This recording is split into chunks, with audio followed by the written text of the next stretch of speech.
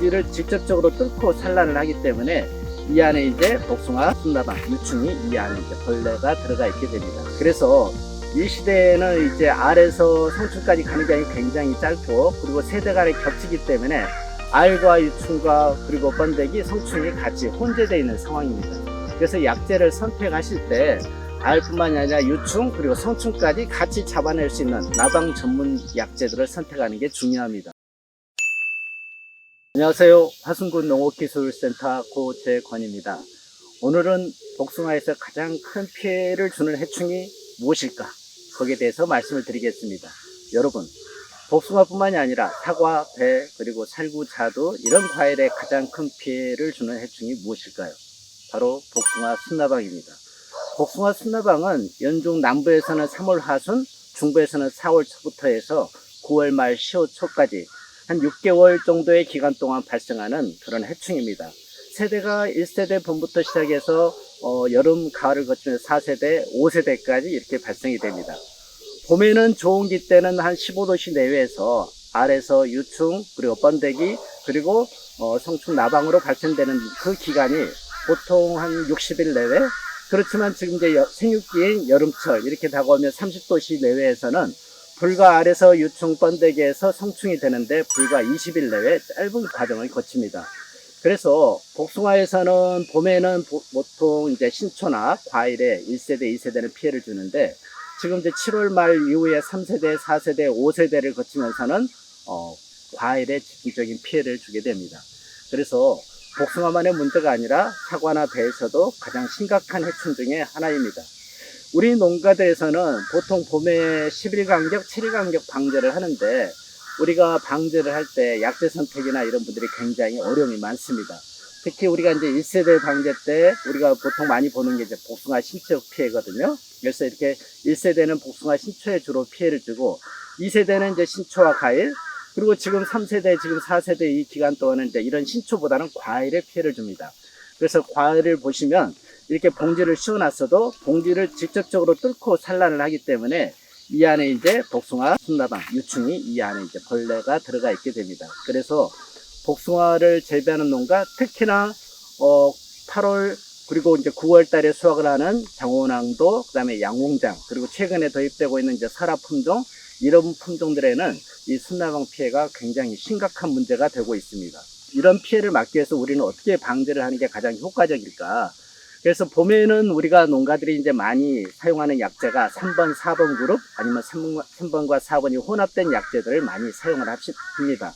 그런데 이제 이런 약재들로 해서는 이 나방들을 제대로 잡아내기가 쉽지 않습니다. 저희도 권장하기를 10일 간격 정도 권장을 하는데, 지금 이제 특히나 이게 과일의 피해를 심각하게 주는 3세대, 4세대, 5세대 이 기간 중에는 나방류 전문 약재를 살포하는 게 가장 효과적일 거라고 생각이 듭니다.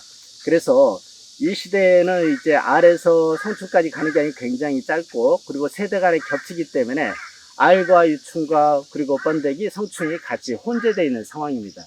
그래서 약재를 선택하실 때 알뿐만이 아니라 유충 그리고 성충까지 같이 잡아낼 수 있는 나방 전문 약재들을 선택하는 게 중요합니다. 전문 약재들은 이제 우리가 살충제 그룹은 보통 1, 2, 3, 4 이렇게 숫자로 표현을 하는데, 28번 그룹, 최근에 나온 엑시덱, 그리고 30번 그룹에 있는 모스킬, 그 다음에 이제 미분류된 이제 나방 전문 약재로 이제 알조나 이런 약재들이 있습니다. 이런 약재들은 알과 유충, 성충을 다 우리가 잡아낼 수 있기 때문에 농가들이 특히나 이게 8월 방제에 어려움이 있을 때, 또한 9월 방제 때 효과적으로 사용할 수 있는 약재라고 봅니다. 3세대에서 5세대 방제를 하는데 보통 우리가 10일 간격 방제를 추천을 합니다만은 너무 밀도가 높고 피해가 크기 때문에 7월 말에서 9월 초까지는 1주 간격으로도 권장을 합니다. 그래서 1주 간격으로 약재 살포하실 때는 나방 전문 약재를 바꿔가시면서, 왜냐하면 내성이 생길 수 있고 또 여러 가지 문제가 될 수 있기 때문에, 만약에 이번에 28번 그룹을 썼다 그러면 다음에는 30번, 그 다음에 미분류된 알조, 아니면 또 22번 그룹을 바꿔가면서 하실 수 있습니다.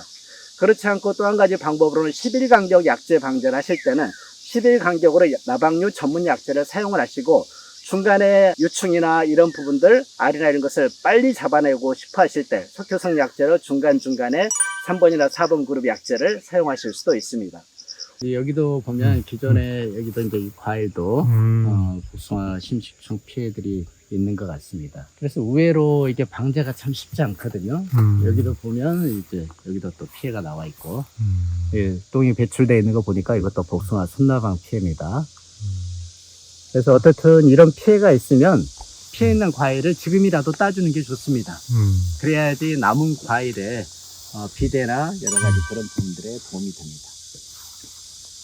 그리고 지금 복숭아가 원래 내습에 약하거든요. 그래서 특히나 이제 이 극만생종의 품종도 내습과 동해에 또 약간 취약한 부분이 있습니다. 그래서 지금 보면 나무에 수지가 많이 나와 있는데, 이 수지 나와 있는 근본적인 원인은 토양의 물 빠짐, 배수, 이런 기능들, 그리고 나무가 겨울에 동해에 좀 취약하기 때문에 그런 영향을 받아서 스트레스를 많이 받은 증상으로 이렇게 수지가 많이 나와요. 그리고 우리가 나방류 전문 약재들이 복숭아 순나방뿐만이 아니라 이제 심식나방 그리고 유리나방까지 보통 28번 그룹, 30번 그룹들의 약재들은 유리나방까지 같이 방제가 됩니다. 봄에 쓰는 3번, 4번 그룹 그리고 혼합재들은 우리가 순나방 방제를 위해서도 쓰지만 진딧물 이런 부분 방제까지 그리고 노린재까지 흡수 배충들 이런 방제에 3번, 4번 그룹들이 효과적으로 쓸 수 있기 때문에 어떻든 약재를 겨우 살포하는 게 굉장히 중요한 사항이 되겠습니다. 왜냐하면 우리가 기후변화 시대에 살고 있기 때문에 매년 복숭아 순나방의 발생 시기나 양상이 매년 다르거든요. 그래서 약재를 살포하실 때도 반드시 내성 부분을 고려를 하시고 또 한 가지 중요한 점이 있는데 다른 건 아니고 우리가 약재 양을 충분히 살포하셔야 됩니다. 왜냐하면 우리가 복숭아 순나방이 알에 보통 잎 뒷면에 알을 낳는데 알에서 깨어나서 이게 이제 과일에 피해를 주기 위해서는 먼저 여기서 복숭아 잎을 갉아먹거나 이렇게 하거든요. 그래서 이런 부분들이 알에서 깨어났을 때 과일로 가기 전에 죽일 수 있도록 아니면 과일에 뚫고 못 들어가도록 충분한 양량을 살포하셔가지고 잎의 앞면 뒷면까지 전체적으로 묻을 수 있도록 해주시고 여기 가온 같은 경우는 도장지 정리를 또 깔끔하게 했거든요. 그래서 내부의 도장지 정리들이나 이런 부분들을 잘 해주셔가지고 약을 살포했을 때 약이 전체적으로 잘 묻을 수 있게 해주시면 복숭아 순나방 방제에 훨씬 더 효과적이지 않을까 생각이 듭니다. 우리가 복숭아 순나방은 우리가 전문적으로 이제 약재 방제를 할 수도 있지만 실제 현장에서는 이것으로 해서 완벽 방제가 될 수 없습니다. 그래서 우리가 보완적 대책으로서 교미교란제를 사용합니다. 그래서 이제 우리가 흔히 사용하는 이제 교미교란제 이런 것들이 있거든요. 그래서 이 교미교란제는 암컷을 유인하는 효과를 발생합니다. 암컷 냄새가 여기서 나가거든요. 수컷이 유인되겠죠. 그래서 교미를 못하게 함으로써 복숭아 순나방의 밀도를 줄이는 겁니다. 순나방 같은 경우는 보통 신초에는 알을 하나를 낳지만 과일 열매는 보통 3개 내지 4개. 그래서 이 성충 한 마리가 200개까지 알을 낳기 때문에 이 성충을 잡아내고 또한 유충부터 이렇게 잡아내는 체계적인 방제가 굉장히 중요합니다.